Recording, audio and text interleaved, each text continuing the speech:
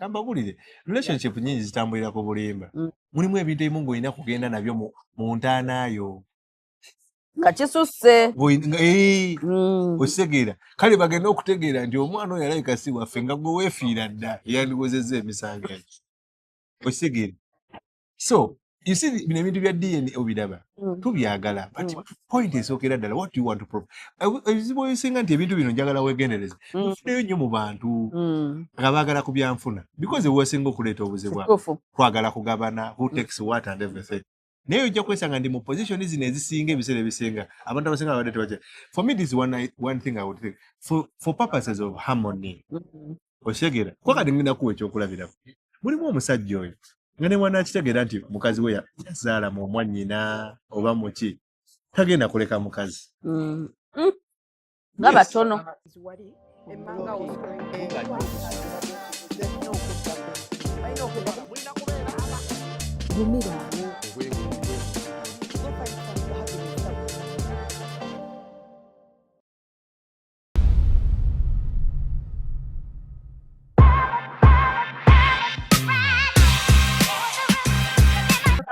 obudde buba butono but mwebale kwekumira ku mukutu. My name is Nema Diana ntuliddemu omukyala omulungi Pretiana Nalongo International namugataka ka international kuba tali loko niwe twogerera saawa eno ali international but tubabuuzaako nnyo ndi n'omwami waneeno.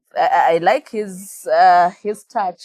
Omanyi osanga omuntu the people that I've heard talk about relationships have always been negative. Either ngali ku side nyo y'abasajja nga really bekubira nnyo toxicity nga promoting nnyo omusajja tomugamba kino omusajja w'amaanyi omusajja alina okufuga omusajja you know and ne batamanya nti oluusi babeera bamenya. Anyway, I don't know gwe kikyolowooza. You're very right. They make relationships seem like competition. Okitegeera nimbeera mu kubuganya ani asinga ani ali ku ki and yet nze ndowooza relationships zandibadde ku harmony. Exactly. Nti oyogera ku relationships okuyambako abantu okubeera obumu naye tetusobola kubeera bumu nga tusika emiguwa buli kaseera. Exactly. Of course people need to also embrace the fact nti relationships zino zetubeeramu olaba Diana nti abantu babiri abakkiriza nti tebatuukiridde bajja wamu babeko kyebagattirira kikole. Now when every time you forget that story perfect ensonga lwaki ogenda kunenya banno ensonga lwaki ogenda kulwana nnyo okubeera ng'okwata mu n'ensobi so nga ate era kyobulaba nti ebiseera ebisinga abantu bagenda ne bagamba nti relationships oba obufumbo bw'abantu ababiri abawiringi okubeera nga basonyiwagana. So abantu abasinga obuzibu tulina nti a lot of people that talk about relationships lately consider they only want to talk about relationships in a way of a competition. Gwe tukola kino tokola kino kola kino tokola kino mateeka omanyi we gamenya olaba n'amateeka 10 gamenya gano aga Uganda gennyini gatumenya ne bakuteerawo demarcations n'agamba nti oyita waneeno naye n'oyagala era oyitire mu busubi bwa kesisi okitegeera so amateeka gabeera mazibu nnyo. It's good to know that oyambako abantu to make better or meaningful relationships and decisions. Otherwise, the self-proclaimed uncles, kojas, and aunties, batta nnyo guno omulimu. Actually, I don't call myself that. I don't even want to refer to myself as a koja. Yeah, no. I believe because by koja they present themselves in a way nti bagenda kubuulirira. For me, I consider myself as someone who is going to share information with you. Nice. I believe because what to call okay, it depends. Sometimes when you're doing counseling to someone, but there's also when you're doing just life coaching and mentorship. Yeah. Kati ebisede ebisinga nze nzikiriza nti omuntu bano abantu betubuulira bayidesi basiru bano abantu bakulu but olumu baba nawe batuuse ng'ebintu babiraba bukyala ate era ebiseera ebisinga nze ebintu we are supposed to guide someone's decision. Yeah, I like that. You know, you guide a decision. Yeah. It is not my decision to make. So byengenda okugamba si bye bikolera okusalawo. Biguiding okusalawo. And that's why kyobulaba nti omuntu agenda nsanga naganze saagala ku advising abantu bali mu mukwano tebawulira. Ogwo si musango. Bikola ogugwo. Advise this person bw'aba awulira nga kyekyo mujja kukola. Segere oba nga takitegedde ebisigadde biba bijja. Decision ebeera yiye ogezaako mugaidinga n'omugamba naye sinakuwa kiti ne bwe kiti. Nze ndowooza tewandikoze bwoti wandigize olindako. Ekuba buli omu alina obunafu bwe. Alina obunafu bwe, buli omu alina amaanyi ge we gali. And the biggest problem ze gye ndabye ebbanga lyemaze mu bintu bino olaba ddala n'abantu buli muntu amanyi alina information ku relationship. Thank you. Because abantu bagirimu. This is something that olina obuse kubadde ogenda okwesa buli omuntu amanyi kale kanyogere bwe. By the way, buli muntu amanyi. Yes, that's right. But saga kakoza because abamu baba tebamanyi. Tokula ngai buli muntu amanyi alina buli muntu alina information. But the information you might be having might not be right. Ekyokubiri nti this culture of abantu engeri gye ba sharing information ku bibasomwa mu relationship zanjawulo. Some people are using their friends. Yeah. Some people are using abantu abakulukulu mu bulamu bwabwe, and others use family members and everything. And others use personal experiences. Abamu basoma busomi random court say bafuna information eri random okuva ku bantu ebyo. N'abalala ne babuuza Mr. Google sa. Webale nnyo. Ati ziti namala okulaba. Yeah. Every time you're going to engage in a conversation about relationship, wala nakugambye nti for me it is about sharing because ono omuntu abazze mu bulamu obwo alina byamanyi. Yes. Kati gwe ng'omuntu ali mu field eno kikakatako kumulaga nti abyomanyi bikoma wano. Byomanyi bituufu okwenkana wano. Byomanyi kanyongereko kino. Yeah. That's why I was telling you nti for me every time I get to engage with a client for me it is more about trying to relate with their situation. Yeah. Try to share information that I think is important helpful and for them. to help them. Yeah. Exactly. So ekyo kyembeera nsinga okwagala. Kyokka wootuukidde wano eno ng'ambe obadde olina gw'ova okuhandolinga naye nga biri mu suicidal thoughts. Omuntu ng'oyo nga embeera emutabuseko embeera etabuse ennaku zino. Embeera etabuse like for example recently embeera ya DNA eyo etabukidde ddala. Yeah? Kyeberezaamu abaana out of 20 something and even more abalala bataavaayo that claimed to be abaana ba mwami Kafeero the late. Yeah? Banna bokka ne bavaamu nga be bali nga abali related ku ye. Yeah, right? Kaakati teberezaamu omwana nga obulamu bwe bwonna bwonna akuze amanyi ono ye taata we. Saawa eno okuze oli myaka 20 mu something. Bakugamba oyo si taata wo. Nalina gwe nalaba actually gwe yagamba nze maama wange yafa n'okufa. Gwe nandibuuziza ebibuuzo bino ne mugamba kaakati maama wangamba mwami Kafeero ye taata wange. Ne Kafeero yafa kati naye ate kaakati baŋŋamba si yeye. Kwega talina wakutandikira kuba maama we yandimuwadde answers ezimu taliiwo. Okitegeera. Okimanyi nti abantu bangi ayinza n'okuviiraawo n'agamba naye lwaki sajja mu bulamu bw'ensi eno nga pressure emususeeko bamusekerera. Society gy'ava bamusekerera. Talina identity. Olowooza ki ekireetedde ennaku zino abantu okubeera nga especially abakyala kuba kati saawa eno kino kiri ku bakyala kuba abasiba abasajja abaana ki ekituleetedde okubeera nga twenda nnyo oba nga tubeera tetuli certain about bataata b'abaana bano.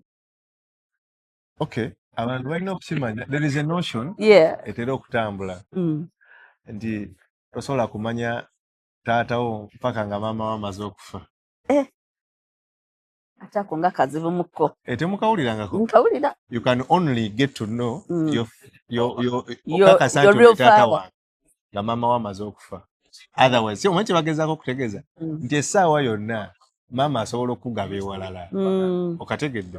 But maybe to trace back a little bit, people need to embrace the fact that technology ono omulaba ali mu ku affectinga the core of family. nti bw'olaba ne bw'oba ogenze mu masimu biki mulimu ebintu ebibaddewo zino ebintu byokukebera DNA ebadde babikola naye culturally eri okuva edda nga bakola cultural check-ups and some of them nga bakozesa maaso. Webale nnyo wabaddewo cultural check-ups nti bakwata omwana n'okwata Devi n'omutwala ewa ssenga we n'amutunuulira engalo n'agazina engalo n'ebigere byajjajja gundi kati ono mwana waffe kati ekitegeeza bulijjo twegabira abaana batali baffe kubanga bafaanana kafeero be batali ababe ate batamufaanana be babe. No, kati literally what this used to help. Omanyi kati abantu bedda baali bagezi nnyo extremely. Tegeera statements ezo zemula bagamba nti ebyomunju tebitotola kitegeeza nti sometimes you get withhold information. Nti osobola okubeera nga waliwo incident nga waliwo omuntu yazaala mu anza n'okuba muganda. There were cases of incest. Okitegeera mulimu omuntu nga yazaala omwana nga bamukutte bukwasi kati nga balina okuleka omwana oyo akule mu family nga tebagenda kukikola ki kukimugamba. But also people need to embrace nti okujjako bano abakazi abayenda mu bufumbo nga bakuzeekuzeemu.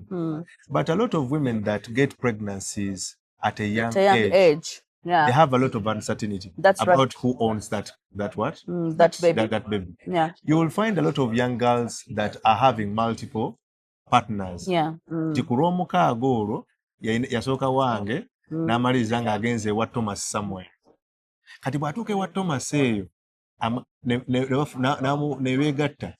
Kati atuuka ekiseera n'agamba kati ku bano bombi ate nno ne wayita wiiki n'agenda ew'omulala kati n'abeera ng'abala mu mwezi guno naye kati gweojja kulaba nga ebiseera ebisinga omuntu ono because they do not understand the biology ali mu bintu bino nti negase negunegune ye gwayinanga boyfriend we kusawe gwajja gwabala. So it might not necessarily be about muntu yakikola deliberately. And also mulimu cases nti omuntu asobola okukola ensobi egi nali wano netuyomba ne bba wange neneesunguwaza nyinamu besti nenkyale wa besti nekiggwa kati nze mmanyi I'm convinced nti kati ono omwana wa John ono omwana wa Sam. So kati ebiseera ebisinga abantu abasinga there is that uncertainty. Kati tojja tonenyeza nnyo bantu kulowooza nti bakikola kigendere. Of course mulimu abakikola nga kigendere but abamu baba tebakikoze nga kigendere. Abasinga actually tebabeera tebakigendere. Exactly. And of course mulimu cases z'abantu be barapinga n'ebisigadde but sometimes you realize that a lot of women they are objective. Abakazi abasinga baagala nnyo abaana baabwe okuba n'obulamu obulungi. Kitegeera kati oli agenda n'akoma akafaananyi n'agamba kati omusajja wa boda yanfuusa omuntu naye nyinawo boyfriend wange musajja alinamu akasente akola. Kitegeera atukitambuze kambeera eno wa boda talina future gyagenda kuwaki mwana wange okategedde. So there are a lot of reasons why people sometimes withhold this kind of information. Olumu baba tebakimanyi and olaba edda okyogedde nno bulungi. So kati olumu fe tukireeta mu nti omukazi abadde mwenzi biki and everything but sometimes let me tell you gano si mawulire ku basajja nenga mwekanga nga kufuna ekyekango kya nedda ngamba kino ekintu ky'okuba nti omuntu azadde mu bufumbo oba azadde afunye omuntu omulala si mawulire kibaddengawo. And let me tell you people back in the day bino ebintu tebabibeerangako nnyo ebyokunoonya simanya DNA n'ebisigadde because abakazi bangi bafumbirwanga n'abaana bajja na nnyina. People used to be in extended families. Get it? Kati nti oli akuza abaana ba muganda we akuza abaana abatali babe kati omuntu bw'atyo tekimukolera mwena abalabanga abaana. There was that collective omusajja baleeta okuba kategedde webale kati nga oli talina nnyo nsonga ekola ki emukebeza toyinza kwawula mu baana ani owawaka ani atali wawaka. Webale nnyo exactly. Naye kati bino ebintu of course nga bwe nagambye nti technology bwazze ebintu ebisinga kati tubyogerako bwogezi tubyenforcinga. Ekirala abakazi bo baafuukamu bayaaye. Mwabeera nnyo bayaaye gye bali nabo ne batandika ndowooza. Of course I believe in that because I believe majority of relationship issues that tulina leero start with men.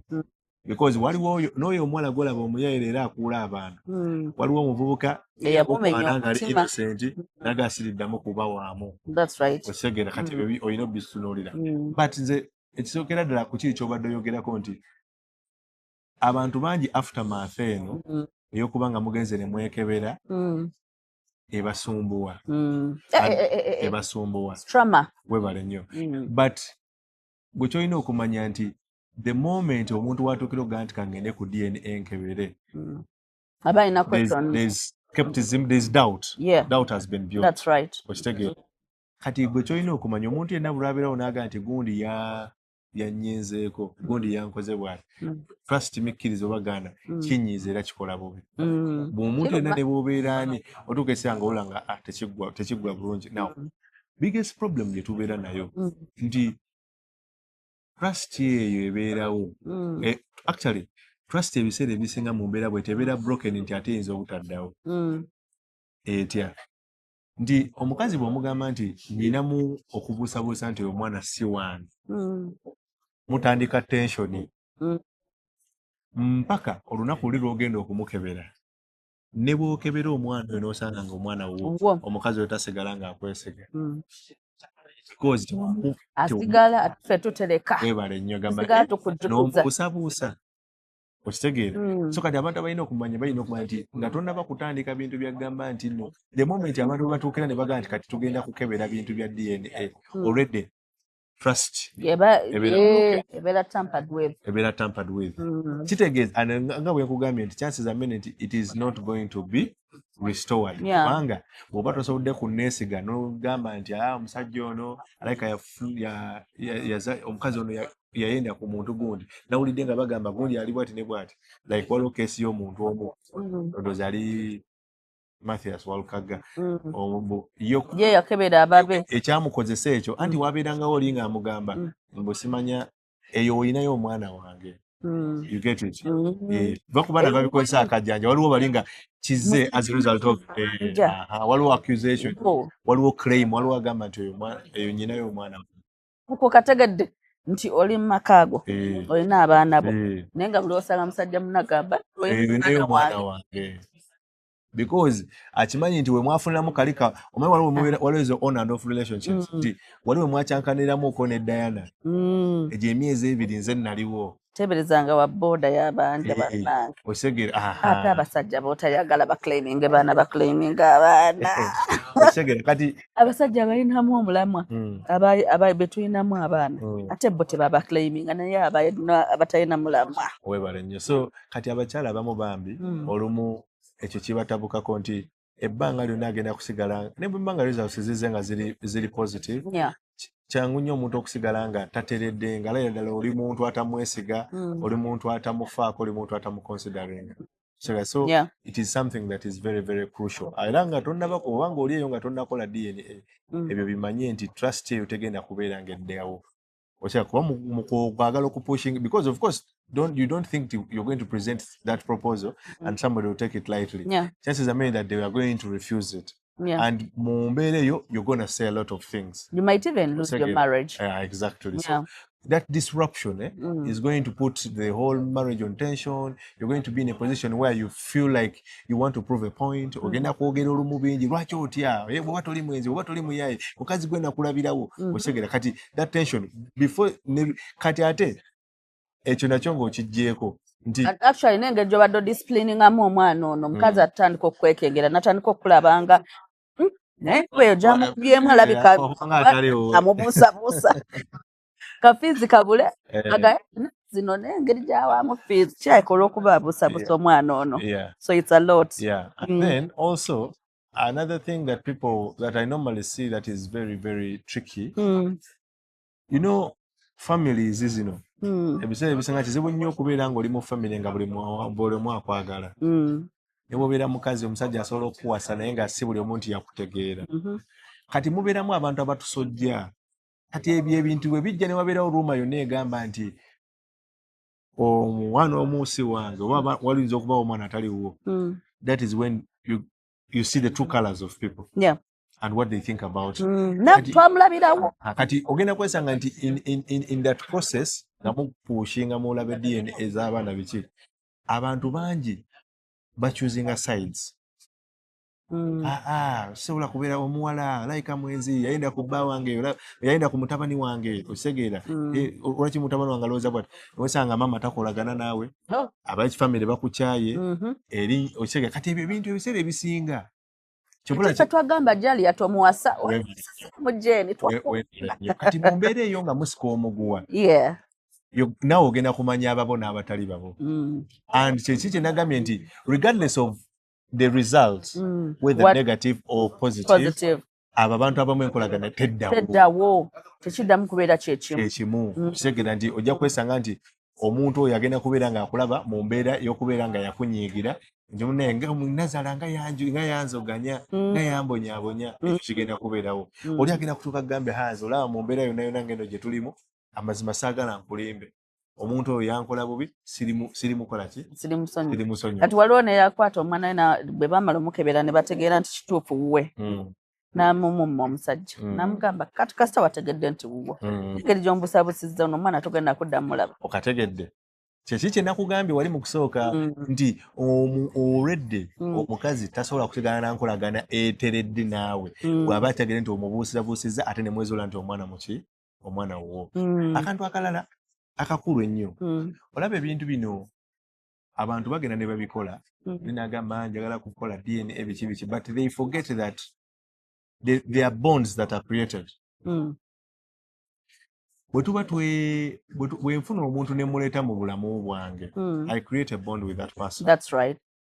Omukyala wange kati mulimu abaana be bazadde mu mbeera ezo naye ng'omwana oyo omuntu oyo amulabanga ye confident we they are your favorite kid, they are your favorite daughter osegera naye omwana oyo si wuwo osegera. Now people don't consider nti abantu bazimba bonds zino n'abantu bambi osegera. Yes, tugenda kwagala okunoonya amazima, tugenda kwagala okuteekayo, but at what cost? The cost. Because kankubuulire nze I've always told people nti waliwo omwami gwe baataasa, I think it was JB and the wife. Oyo omwami oba omumanyi ne bamuzimbira n'akayumba abantu ne batandika omuwa ebintu. Omwami oyo yalina omwana we n'amukuza. Omwana yali ndowooza atuuse mu secondary awo. Omwana ne bamukebera bagenda okuzuula nga si wuwe naye nga gwe yalina ogwo bw'ati.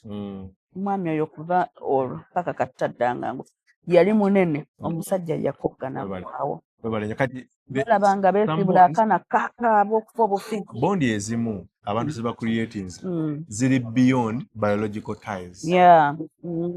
Mulimu abantu ate gwe naakasooka okuwulira ng'okyogerako ever since ekintu kya DNA ekyabaawo nti abantu abamu bondi ezimu ziri beyond biological ties. Mulimu omuntu ng'omuntu abadde n'omwana amuweeredde emyaka 10 emyaka 2 kati gw'ogenda mugamba nti yes omwana ono si wuwe okitegeera. Then what? Naye then what? Kati amukyawe okitegeera. Mulimu n'omuntu oyo yennyini omwana gwe mugenda okuwa information eyo mu bwongo bwe tasobola kukikkiriza era taligamba muntu yenna nti ekyo ekifo talikizza musajja mulaga yenna because of the bond they've built. Kati abantu abasinga ekyo tebakiconsideringa naye ebintu bino ebya DNA ebitta bondi ezo bizandamining era bezitta. Nti ebiseera ebisinga omuntu yandibadde alina omuntu we ne bw'oba otegedde ekintu ekimu n'okireka gamba kati mulimu abakazi ze ngenda kugamba kino ekintu ng'omusajja oli mu myaka 5-6 nga mukazi we amazima gali nti talina kibi kyonna kye yali akoze si mukazi mubi just lwakuba nti olwo olunaku lwe mwatabukamu lumu lwokka lwe lwaleeta obuzibu yafuna olubuto yakyalira omuvubuka mukwano gwe n'amukwata. She was forced naye naatyo okugamba okitegeera era ebyo tetubyogerako zingenda bagamba bulire there are a lot of women nga balina genuine relationships with their women with their men. However nga ayinamu n'omuntu w'ebbali amusumbuwasumbuwa. We have a lot of women that have been raped. Yakyalira mukwano gwe omulenzi n'amurepinga naye ng'ate ali mu relationship naawe kati kiri n'akizikirizaawo olw'okukuuma ekitiibwa kye n'amakaage okitegeera. kati nga sawa zino ogenda mugamba ozaala otya mu Steven naye ng'ate Steven oyo yakwata namukwata tetugamba I'm not saying nti you're not validating it. Sitegeeza nti kirungi and I'm not saying nti abantu tebendera mu bufumbo oba abantu tebasiba abantu mbuto bakikola but abantu balekera okukiteeka ku ndowooza nti abantu basiba abantu embuto because bayenda. Njagala kubuuzayo ekibuuzo kya kisiru era kyemmanyi n'abalala bwe banaakira bayinza okunvumamu. Lwaki kibeera fine omusajja okwendera mu maka n'oleeta abaana n'abalala ne bootaleese ne tubamanyaako nti wagundi wali owalaba mwami gundi alinawo abaana naye what should I call it, kyewuunyisa nnyo era kisasamaza nnyo omukazi bw'azaala omwana nga si wa mu maka. Naye abammwe tetwetagana batwala ku DNA tugamba bugambi gundi alina omwana yaleeta omwana kasita omuleeta nga tugamba aleese omwana. I think they do that because men always initiate. Men are the heads of family. Yeah, that's right. But for me, one thing I want to tell people: ekintu ekikyamu kiba kikyamu. An injustice in a relationship will always be an injustice. It is not fair at any one point for somebody to be in a position where you think you're going to justify infidelity. Kabeere musajja kabeere mukazi. In fact, bw'obanga oli musajja ng'oli ngolooza nti ojja kwenda abakuwa ebimuli, nobody's giving you flowers. You see, ngenda kusesayo akantu kamu. There is a statement that men say, men are logical, men are not emotional. But omusajja bw'akusanga ng'oyenda okimanyi taba logical. Afuukirawo emotional. Ayomba, ajja kukuba, ajja kuvuma, tasobola nakugamba not even tajja nakulowooza nti omuntu ono mmaze naye ebbanga. But they expect you to understand them when they do the same action. For me, this is one thing I've always told people. Cheating, whether a man or actually, sakkiriza na bintu bino bya kisiru basajja byeyogeza mumanyifa abasajja, it is natural for men to cheat. It is not embedded anywhere in your DNA. It's not. Techina uchiri. Let me tell you. No. Let me tell you. Let me tell you. Cheating is a choice. Yeah, that's right. Cheating is a choice. You get it? You think through it. Exactly. You plan. Exactly. Cheating is a choice. And one thing I want to tell people. For me, this is one thing I want to tell people. If a man thinks a woman, it is wrong for a woman to cheat, why would you feel bad if a woman cheated on you? And you expect them to understand you when you cheat on them? Bw'obanga ofiiringa bubi ng'omusajjakazi akukiitinzeeko manya naye afiiringa bubi ng'okoze eki? Emotions tezibeerako sayidi. Naye ng'onywa kyakunywa ky'essebo. Osegeera. Bamwe ku Kyovolaba, I want to tell people. Mwana wa Katonda omulamu mwe ekyokunywa. Omanyi lwaki nkugamba Diana? Lwaki nkugamba ebintu bino? Yes. I think abantu kati ngenda kuwa ekyokulabirako. Because as counselors, we've been in a position where somebody tells you omusajja wange okugala yebaka n'omuntu omulala mwenyinyala. That's right. Mwenyinyala. Oli nakugamba okuba omusajja wange lwe nategeera nti yebaka n'omuntu omulala. I lost in like attachment eyo yavaawo. Osegeera. Mpulira saagala nakwebaka naye. Okisegeera. Obusungu buli wankwatako. Kati gwe ekyo kikwegamba you don't want to understand and accommodate the emotions of the woman. Yeah. How she feels about the wrongs that you do, the injustices that they are facing. But bw'oyagala nnyo ate bantu bakuwulirize. Don't justify something that is wrong on your side. Okitegera? Yeah. Tukize mu bulamu bwa bulijjo. Ekikyamu kiba kikyamu. Ekikyamu kiba kikyamu. Either way. Tekiriko gender. So for me, I don't want somebody to say, gwe you expect okunnyonnyola omukazi wanti omanyi kati omanyi nanywamu bubiri okitegeera we had gone for a trip in Mbale ate omanyi omukazi it's as simple as that. Naye bwe toyagala nkunnyonnyole nti nange nali nnyweddemu bubiri ekize bubiri tebukola ku nze okitegeera basajja kati banyize okitegeera people need to understand. Let's be fair, you get it. Dave ne bannabalala 10. Let me tell you, there should be no excuse for infidelity. Yeah. If you're promiscuous in your relationship, if you fail to be faithful, don't expect other people to be faithful. Don't justify it. You get it. That's why I was telling you, actually, tuina it is just toxic masculinity for somebody to think they can treat others wrong and they expect to be treated right. Very much. You don't respect someone and you expect to get respect in return. Onywa soda kitata. Nyoka koka kanje. Bana ibalete ko ndevo. Osegera. Balete ko billion. So why am I mweko koneka ice balete ko jayogerenga bwanywa. Lwaki njogera ebintu bino? Mu mbeera ze tuwangaliramu abantu teba considering feelings z'abantu. Yeah. Let us stop saying men are not emotional, men are logical. It's just that in embeera ze tuwangaliramu the social construct makes men suppress their emotions. Yeah. Omusajja atakaaba. So we are bred to be strong in certain situations because we are men. But it doesn't mean we don't feel the pain. Yeah. You get it? That's right. If you want to understand that men are not logical as they are praised, wait for that day. Omusajja nga akusanze mulungi. Ayagala kukwata musajja oli mu matayi, ayagala kumukuba, ajja kwogera buli kimu. Nokudde wakoba otya kubanga tomanyi kijja. Yini n'abangi bendabye abasse bakyala baabwe tubalabye ku mawulire ndaba basse lwa bwenzi. So for me actually, as I always tell people, mu kifo ky'okuyinda ku mukazi mugambe nti omanyi nyinayo omukazi omulala ekyanje eyo mutongoze bw'oba eddiini yekikkiriza. Exactly. Newe nga tekikkiriza we twatuuka kati olaba abantu bakivuga buvuzi. Somebody will be okay. With the truth. Omuntu ajja kuba okay ng'akimanyi nti bw'oba tabeera wano obeera kisaasi. Teyeesalirawo oba I can stay not. Era we mbadde ngenda nti omuntu mugambe nti nafunyeyo omuntu omulala. Because olaba kati kankubulire. People forget nti every time somebody brings in another person in their life, it's not just that person. Technically it tells you they're not contented with you. Ooh, say that again. Abantu ekyo tebakimanyi. Olaba kankule. Yeah. Soko kanziriremu ako. Every time somebody ushers a new person in their life, it sends a message that maybe they're not contented with you.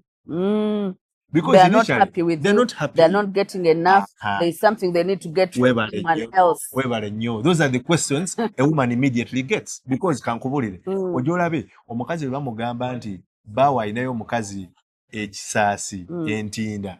Ayagala nnyo afune ebifaananyi by'omukazi oyo. Alabe kikyansinga. Yagala kumutunuulira comparison effect eyo. Mutunuulire ngambe naye ansinga ki yamwagalako ki akola ki bakyala oluusi beekyusa abadde mu kakalaka ka black n'akyusa olwokuba alaba oli competitor we okyeka mweru. You've seen scenarios where somebody n'abuuza omusajja n'amugamba naye gundi wamwagalako ki ansinga ki kikyesikola. Kati omanyi ekibuuzo kivaawa? It comes from a point of feeling that maybe you're not you're not enough for them. Yeah. You get it? And trust me, ekimukuteri kintu kati fe abasajja ekyo kitukozesa. Ekyo okubeera nga olinamu feeling erowooza nti omukazi oyo tomala. You're not doing enough. Oba ogenda kakasa. Oba oyagala kukola kukakasa. Okitegeera. So kati people need to understand. Anyway, eyo n'adde empitidde. Webale kuyitirayo. Kyemanya abakyala bali happy. So kati people mbadde nkugamba nti waliwo omundi ezo abantu abasinga abaemphasize nga bino ebintu bya DNA n'ebiki beerabira nti there are people bonds that people have built over time. Mulimu omusajja ng'abadde n'omwana we okumala akaseera emyaka mingi kitegeera kati nga transition eyo ku mutandika omuga nti kati ate you have to call somebody else dad kigenda kukola. Mulimu abantu nga yajja kugamba nti omwana ne banaamuzuula. I think wawulira statement waliwo statement y'omu oba yali maama alimu omu ku bamaama yakola statement n'agamba nti abaana abo nze mbakuzizza era mbatwalanga ki era they are always welcome. Now that message was simply addressing the fact that they've built a bond. There's something beyond DNA. That's why I was telling you sometimes some relationships are built beyond biological ties. Nti omuntu amuyita mwana ndi waliwo abantu abakuzizza abaana nga ye akimanyi osegera nti oyo mwana wange osegera nga ye favorite daughter we ye favorite son we yamuteeka ne mu kiraamo kye nga takimanyi si wuwe kyate kati gwe omuntu ono abadde amanyi nti omuntu wuwe. So kati people forget bikosa abantu bangi. Exactly. So kati abantu ezo bondi olumu zibeera broken osegera ate kati ne zibeera nga zitaataaganyizibwa ate n'omuntu kati abantu batandika okweboola kituufu okidda ku naddala ku muntu oyo the victim they don't see you the same Yeah. ne wosigalawo mwaga amaka ng'oyagala okurelatinga because Exactly. of the bond you've built era bajja kusigala bakulangira tuli wa wano kidisruptinga nnyo mental health y'omu ya victim bw'ovudde ku taata oba kiki because taata oluusi ebeera decision ya either kusigala na mwana oyo wadde ntegedde si wange oba kumuleka bino ebisigadde awo jaawo naki mpola but omuntu gwe batadde mu question enkuwadde example mulimu omukazi nga ku lunaku alina olunaku lumu lwe yeebaka n'abasajja basatu basajja babiri waliwo olunaku lwe baamukwata nga n'omuntu eyamukwata amazima tamanyi gy'ali yagezaako ku trama eyo gikola ki okugireka kati ogenda mwongera trama nti alina okujjukira nti olunaku luli baamukwata omwana ono okujja mu kifaananyi omwana ono olimu okumugamba nti wano si wammwe naye tamanyi nawaawe ate nekirala olaba DNA ezo zireetawo generation of people that don't have identity for example nti senga bukizuulika nti mwami John si ye taata wange ku myaka gino gye ndiko kiyinza okuba tekijja soboka nze okumanya ne taata wange anti kyegezaako okugamba nti ye waliwo n'abakazi kati mulimu abakazi nga bali gumite nga tali kyogera nakyo ekyama kyafa nakyo ngera yasigala nakugamba abo be bamanyi bye baakoze zawe nakugaba yeewo oyo taatawo yes osegera so kati people need to embrace that but also omanyi bino ebintu birina a lot of ignorance eri around the actually manufactured ignorance nti buli muntu alina opinion ku kyo abantu tebamanyi nti sometimes because zino facts olumu ze bajja mu tests ezo ziri presented in a statistical way nti oli ajja kugamba nti yo 98.7% segera nti olumu abantu babitwala nga tebiggwa bulungi basigala actually waliwo omwana omu gwe bagamba omu ku bafaanana omwami Kafeero the late gwe bagamba mbu ayinza okuba mwana w'omu ku baganda baani nti kati olabwe kigaziyo ekintu kiraga nti amuyinako oluganda naye si ye taata osegera nti kati kyengezako okugamba kati olaba kati ebyo lwaki it's called manufactured ignorance nti ebintu ebimu abantu baba tebabimanyi they're basing on opinions kati ekintu kigaziwa nti naye olaba omwana oyo okuva nga kusinza nga bwamufaanana bw'abanga kale si mwana we alabika mwana w'abakojja kale olaba ne bakojja be bagenda obadraginga mu gundi bagambe nti kojja leeta abaana bo naye tubakebe kale ne kojja asange ate mulimu abatamufaananya ki osege kugamba kigende becomes a whole cycle of drama osegera nti omuntu mukebera kino there's always a lot of unrest but there is someone sorry nkusaza ekirimu waliwo omwana kavidiyo ndowooza about 2 years back naye bakakomezaawo olw'okuba nti saga ya DNA esaawa eno yeeriko so omwana oyo muto naye baada bamutaddeko olubugo basajja babiri balukutte nga bamugamba gwe tukuzaalukuse toli mwana wa wano toli wa mukika kya wano era tolifuna kintu kyonna okuva wano era okuva nalwaleero erinnya gundi ne gundi tulikugyeko genda ewa maama wo akutwala ewa taatawo akuzaala. You should never allow that kind of trauma at such a young age. That's very wrong. That's very wrong. And you see by the way kati go oli mu bintu by'okugeza mental rehabilitation n'okuyambako abantu ebya therapy abantu abasinga they are not mentally prepared for the aftermath. That's right.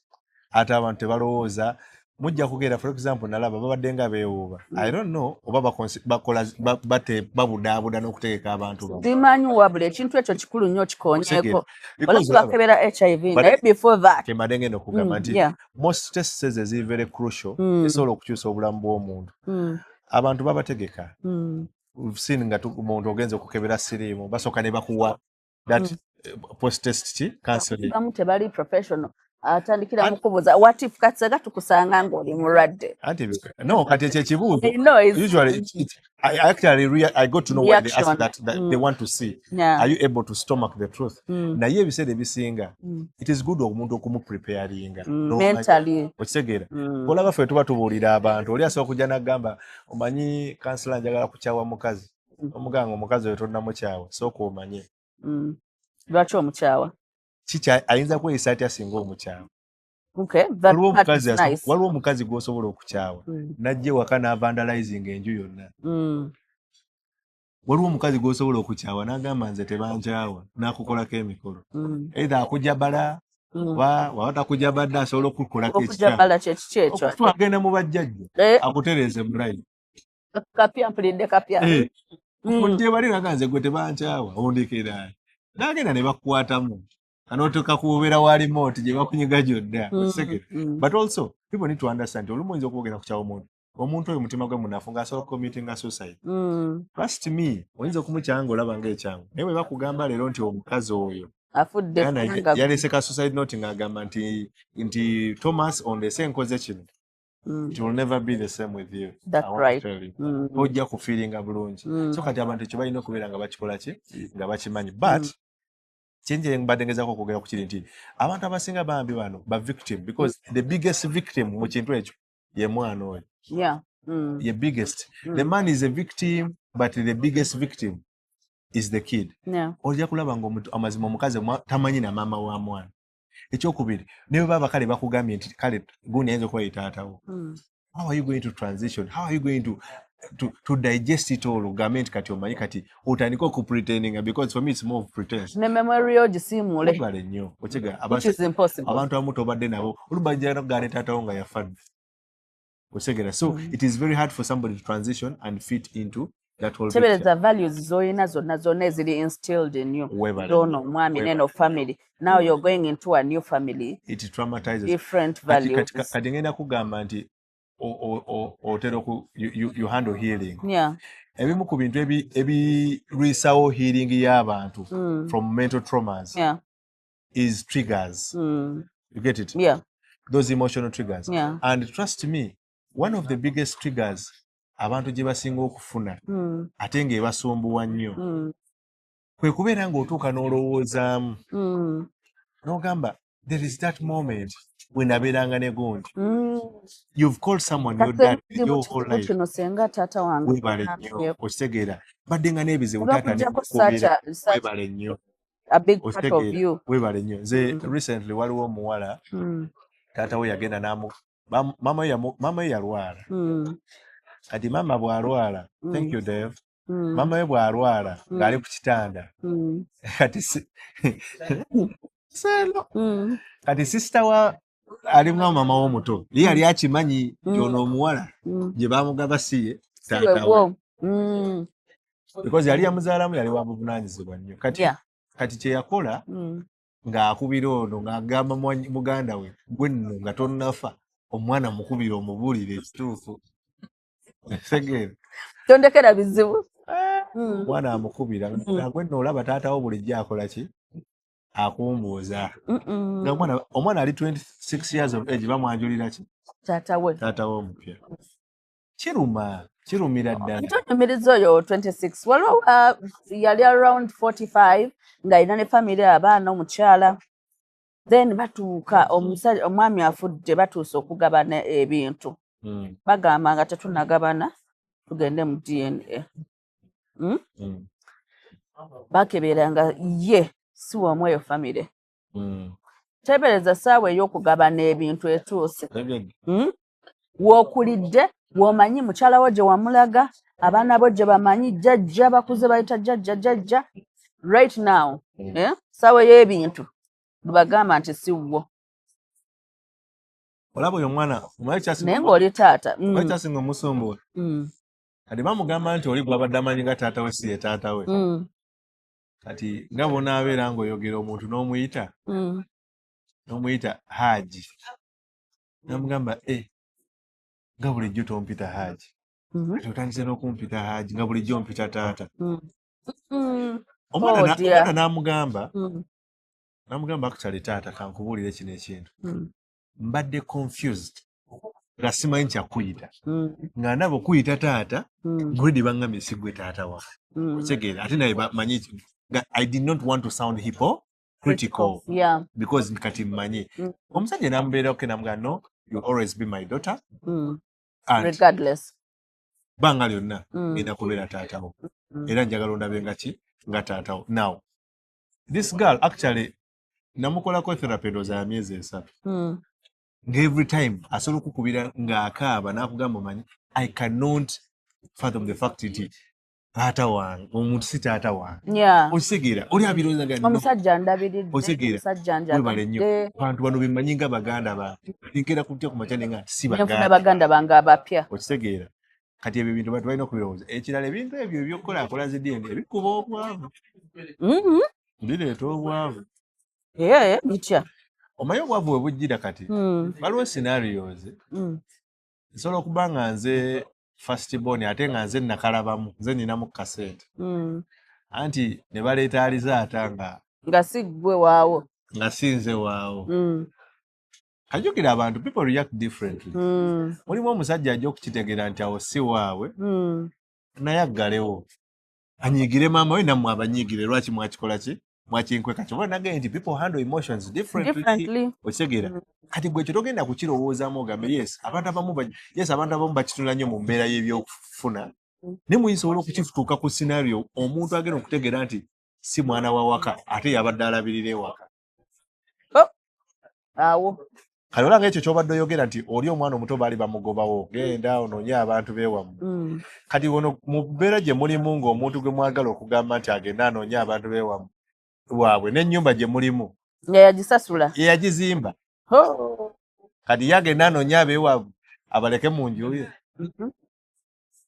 kiba kikalubyemukko musegeera abantu balina okukimanya nti ebiseera ebisinga bino ebintu waliwo omuntu kati ng'ekyo ky'oyogedde tuyinza okuba nga tulina property naye nga property eyo nze mbadde ngimanaginga okisegeera ne mu kirambo banteekamu okisegeera kati nawulira mbu actually mbu n'omwana oba eyamusikira gwe balona ng'omusika ate si okisegeera okimanyi nti nno omuntu asobola okuba nga yakwata akapolotike waliwo ekyo ekintu kye bayita is it called a gift deed muwandiika endagaano nti oli taata wayinza okuba yakuwa ettaka bagita gift deed kati taata ayinza okuba nga yampa ettaka nga yalimpa on ground zizonna ziyalimpeerako ziyinza okuba sina biological nampandiikira n'endagaano nti ettaka lyange eryekansanga ewadde mwana wange gundi okulinzijjako lugenda kubeera lutalo okimanyi nti ekyo ebiseera ebisinga kigenda batwala mu kooti and trust me ezo going back and forth mu kooti financially kiri draining kyobola nti gavumenti ebintu ebisinga ogenda obbira nti mutandisa naye nga kigenda kukuba abantu obwavu era weebale nnyo kireeta kubanga ne kati ebizimu plots ze baatunda edda saawa eno bagamba mwazitunda si mu mateeka okategedde buli kye mwatunda kyonna kyonna kati kitegeeza bwe muba mwatunda olaba katugeze kitegeeza buli bwe baba baawa ekintu ekyo nga si kikyo nga kibadde tekikukwatako bwe bakikuggyako ogenda kusigala oli si kyekimu naye nga tebalina kikugyako naawe sebo ojja kuluma ogwa wansi n'ogwa waggulu anti gamba nti mugende mu makooti biki sente zigenda ate bamalirize ngenda nga kapoloti bakakuggyeko so bisumbuwamu okitegera bisumbuwamu akantu akalala ate nga kakulu olaba bino ebintu bya DNA etubyagala era tubikola naye I think byandamininga culture eyaffe eya wano byandamininga culture because family abantu bedda bwe batunuulira family was never about who is biological and who is not it was about understanding each other and bonding kati olaba ekintu kiri kyogeze n'oyogera nti leero bwe tukeera ku makya ne bakebera ne bagamba nti amwana ono edda baatuukanga ne bakukebera ng'oli naakebera nga bwe nayogambye naakebera ngalo amaaso okitegeera ennaku zino okufaanana si luganda webale nnyo era ennaku zino tebagamba nti okufaanana si ki si luganda do you realize Diana nti lately abantu balina ekintu kimu ate kibayisako amaaso ate nga kiri very important kyekiriwa nti bw'okeera ku makya ebintu byonna n'obifuula by'abazungu ffe famire zaffe zibadde sacred famire za sacred osekeera nti mulimu n'ebintu bye tubeera tumanyi naye nga twabigumira okitegeera twabigumira mulimu omwana oyo taata we yafa muto maama we yamusuulabo kati n'akulira ewaaki ng'amanyi bano be bazadde be kati okimanyi tino tetugenda webale nnyo mbadde ngenda era otegedde kyendaga we have a lot of families nga zikuzizza abaana nga si baabwe naye nga tebabannyonnyodde. Nze nkuwadde example. Mulimu omuwala nga baamukwata. Cousin yamukwata biki cases of incest. Omanyi most rape cases that involve relatives tebavaayo kuzoogera. Naye bwe baba kuza omwana ono tebasobola kumugamba nti omwana oyo omwana ono jjajjaawe yakwata gundi. Cousin we yakwata gundi. Ne bakwata omwana oyo ne bamukuliza ewantu. Naye nga kyama kyagenda mwetaata jjajja anko. Osegera kakyama kya famire. Kati kwe kwamu akafaananyi mukedde enkya mugenda okukola zi DNA omwana oyo temumuteekamu. Omanyi ebibuuzo byaba nabyo? Lwaki nze tebantaddeemu? Exactly. So kati mu mbeera eyo tulina okumanya nti mu culture zaffe wano abaana bonna baba baana. Osegera kyekisookera ddala kyobula tebaliiko nti ono mujja munanyina ono. So kati tokkiriziganya na kintu kyagamba nti nze nandyagadde okumanya ekituufu baana bange be baliwa. Kwe kati ennaku zino luli twabeeranga ne extended families. Saawa eno tulina nuclear families nti families ntono nnyo okitegeera nti ennaku zino okyala bukyazi n'omalawo wiiki ne bakukoowa okitegeera. So kati ennaku zino kiri more closed taata mwana maama okitegeera. So kati bwe muli owulira nga ekyogamba nti twandikebedde ne mmanya ddala abaana nzaabazaala oba nedda kikyamu. Si kikyamu because omanyi nze ne muntu atafutyanka mazima. Si kikyamu. It is always good to have clarity. It is always good to be in a position to understand ekituufu kyekiriwa. But waliwo ekintu mu luzungu bakiyita white lie. A white lie is a lie you tell on a minor thing. A white lie is a lie you tell if you want to avoid conflict. It counts, but sometimes impact. A white lie is also a lie that you tell sometimes to avoid obuzibu obunene. That's what in English what they call a white lie. Now kati abantu abasinga balina okumanya nti kambabulire relationship nyingi zitambulira ku bulimba. Mulimu ebintu ebimu ng'olina kugenda nabyo mu ntaanaayo. Kakisusse. Osegeera kale bagenda okutegeera nti omwana oyo alabika si waffe nga gwe weefiira dda yandiwozezza emisango egi. Osegeera. So you see bino ebintu bya DNA obiraba tubyagala but point esookera ddala what do you want to prove. Ebizibu ebisinga nti ebintu bino njagala weegendereze nfuneyo nnyo mu bantu nga baagala ku byanfuna because ewesinga okuleeta obuzibu twagala kugabana who takes what and everything. Naye ojja kwesanga ndi mu position zino ezisinga ebiseera ebisinga abantu abasinga babadde tebakya. For me this is one thing I would think for purposes of harmony. Osegeera kwa kati ngenda kuwa ekyokulabirako. Mulimu omusajja oyo nga ne wanakitegeera nti mukazi we yazaala mu omwannyina oba muki tagenda kuleka mukazi. Nga batono. Yes gye bali. Ng'agamba tukulanye muli mu myaka 7. Osegeera olina emyaka 7 omukazi wo wankaaga ogenda mumuleka osigale naye. Osegeera mulimu n'abantu ng'olredde toyagala kulumya mwana wo ono ali mu picture kiki kye mbadde nkunnyonnyola ng'ate kikola nnyo amakulu singa okireka ne kikola n'ofa nakyo nti otegedde ndi munnaayo omwana ono wa musajja wa kalangu eri emmanga naye kamukole ki naye ennaku zino ne bwofa n'owofa nakyo tukugyayo because olaba kati kankubulire abantu kye balina okumanya nti famire bweyawukana tekisigala bulungi. Kati kwa kati ndaba kati nga bya mwami Kafeero the late bitandise okulanda kati batandise kulumba abakyala be abaliko bakyala be you know batandise bavuma batandise balaga si gwe gwe bayimbako wano si gwe gwe bakola we bati. So it's just beyond abaana. Now it's going as far as family members bo. So for me I think there was a lawyer suggesting never tata nabo byekolemu omulimu tubakebeze.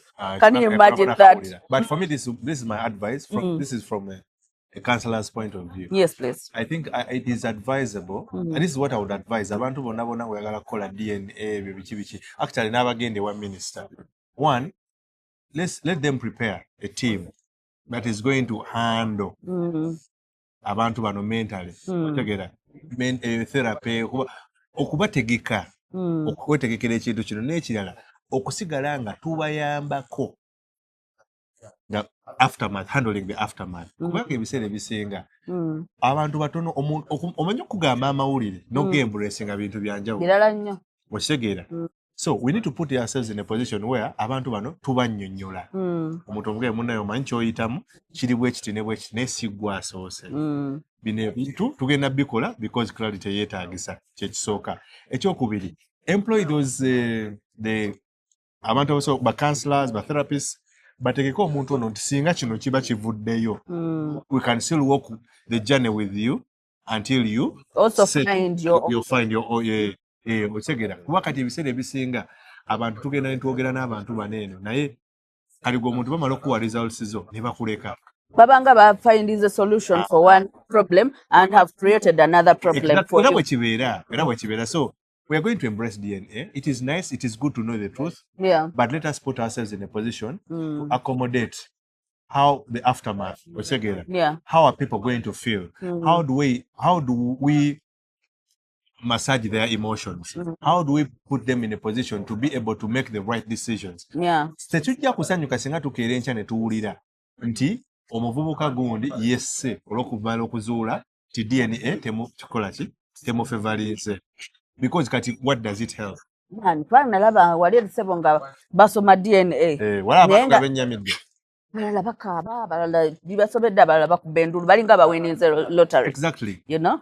Kati n'ekirala lwaki ba therapists bano beetaagisa nti kati mmwe temumanyi maanyi ga bigambo bati ebigambo oli bw'akola statement n'agamba nti oyo si muganda wo kintu kinene tebuweekaka nnyo.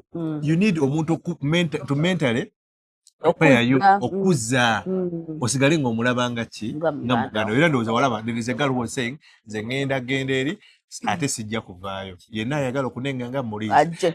Literally meaning there and then it created hostility and animosity. That's right. Osegeera kati mwetaagamu abo abantu abasobola okugamba abantu bano nti yes, regardless of you not having biological ties, if you've been enjoying a relationship with this person, that could still go maintain on. the cordial relationship. You get, and also musobola okubeera nga mukwatagana ne mutabagana. Yes, muyinza okuba temulina biological ties, but because mukuze mwenna, kati waliwo omukyala gwe nawulira yakuza abaana bo alina abaana nga basatu ndoze yabakuza era bamanyi bo badde baana baki naye si baana be beesanze si baana be gwe oyagala enkyabe ekyawe beeyiteko obakumakuma nti basigale mu mbeera ekola ki etambuza n'okupreachinga obumu okitegeera nti yesu oyinza okuba nga tetuli kino naye nga waliwo omuntu ng'abadde paati nkwadde ekyokulabirako mulimu omuntu ng'abadde ekitundu kummwe kati ng'ekyo kyobadde ogamba abamu babikozesa obutamanya you're putting trauma onto a young kid omugamba nti wano you don't belong here n'ebisigadde so tutegeke abantu as much as we want to find out the truth it is also important to prepare people mentally because the mental impact the impact on the mental health of these people that the victims of such tests is way bigger. It's way stronger and it might even have bigger harm. Kubanga temujja kera kumacha mukole test. Tekijja kola makole mukola test. Enkya abantu ne beetema because of the test. Because of that. Temujja kola makulu singa mutujira abantu. Enkya omukazi ne bajja kati waliwo omukazi asobola kubanga yazaala omwana nga si waawaka. Ninga bamugamba omukazi wayendera mu gundi tuviire ku ttaka kati omukazi bali mu mugoba mu nju ya bbaawe because alina omwana ayafulumidde ku list eyo nga taliiko ninga ali kati agenda kudda ayinamu n'abaana omwo you get it. So ebintu bino the only thing that can offer being repercussions indicative. Just imagine nga as we wind up mwami cafe bamugyeyo ne bajjayo n'eddagala bakola ki ne bamuteekako so eyaliteekako yali amanyi it's forever okategedde kali kenagambye now does it resonate with it? Nakugambye ina akantu ke nakugambye it undermines culture. I hear you. Osegera it undermines culture nti kati for example fe wano tebaziikula mufu kati okwanika obwerere bw'omufu okuziikula osegera Techalina rest in peace because you're not certain whether you're going to rest in peace. Rest in peace basobola jikuga lesa na bakusimayo bajja kusima osaaga. Nenga, thank you so much for coming through. You're welcome. Sharing ze bulungi nti no muntu yena are going through this bayinza okujjamu ekintu ekibayamba ekimu oba ebibiri naye ng'omulanga tugukubira gavumenti muteekewo enkola ey'okukansolinga abantu baneeno ekiba tekibaddeewo kanze sigendangako for that naye muteekewo enkola ey'okukansolinga abantu baneeno basobole okubeera nga babuddabudibwa nga bw'oteesezza and after that bamanye kiki kye bazaawo bakole batya after that nabo musobola bayamba nabo ne bafuna answers already kati now questions mugicreate nze who is my father now so nabo musobola bawa the same offer nabo ne bakola DNAs with other people that they suspect to be their fathers nabo ne bafuna answers bakimanye sonyoka nakankayisewo bakimanye nti impact y'ekyo ekintu eri beyond okusoma obusomi result kapapula bakimanye nti these people have a life ti kola entegeka ekintu bw'osalawo kikola okigguse ti abantu bano bategeke nti okay bwe tumala wano how do I create harmony maintain harmony nti yes toli mwana wa wano but still osobola osiga ng'otambuza obulamu because ekyo kibadde tebakola obasoma results abasigadde munoonye gye muli after results abantu ak'omuntu kagendera ddala n'abeera nti yadde obadde obeerawo tebasobola kusigazamu kamuntu kabagamba nti omanyi yadde takyali muganda waffe katumuleka akole ki abeere wano eno then ekirala issues nyingi ezidevelopinga nga bw'ogambye kati waliwo omuvubuka oba mutooro bambi yagezezzaako okwenoonyeza obuyambi ku media abantu ne bamuvumavumye waliwo bwe yakubidde akasimu oba yadde full figure n'amuwa ebibye n'amuvuma bambi namulabye ng'aseka naye ng'aseka majje mu lukufu nga you're already disappointed ate bakwongerako n'abeesiba ku bantu omutoolo ate yanyizizza nnyo kuba bazadde bo gye bali lwaki weesiba ku bantu mulina proof nti gye bali ate muganda yabadde awo obujulizi mu kamera ng'agamba oyo gundi wano biki oyo mwana tabuze bannange kuba temutta naye zaye we yalabanga mu ndabirwamu ng'afaanana omugenzi waliwo yagambye bamusaleko akalevaako tulabe oba ddala waffe oba si waffe abantu se waliwo no tiktok omu wano eno yali yeesibye ku meeya mujjukira ne bamusibamu awo biki ne bimala tamanyi bazadde be abamanyi bulungi ate yakula nabo abaliyo nga mwagala okwesiba ku bantu kikome DNA ejja kukulabisa. Naye nga thank you so much for coming through. Yes, in case omuntu akwagadde akunoonya. Abdul WhyteCollar osobola okunoonyako ku social media handles zange. Nina namba y'essimu bw'oba onjagala eri 0757826666. Nkola ne show ku Galaxy TV bagita game plan ya relationships buli lwakuna osobola okubeera ng'ontega ssaawa 5 n'ondabako enobaako n'ebyoyiga ku nsonga z'omukwano. Amina. Thank you so much. Tugenda sukkawo wano eno Pretiana tukwagala nnyo nammwe abaagala Pretiana nammwe tweyongera okubaagala. For now, bye bye until next time.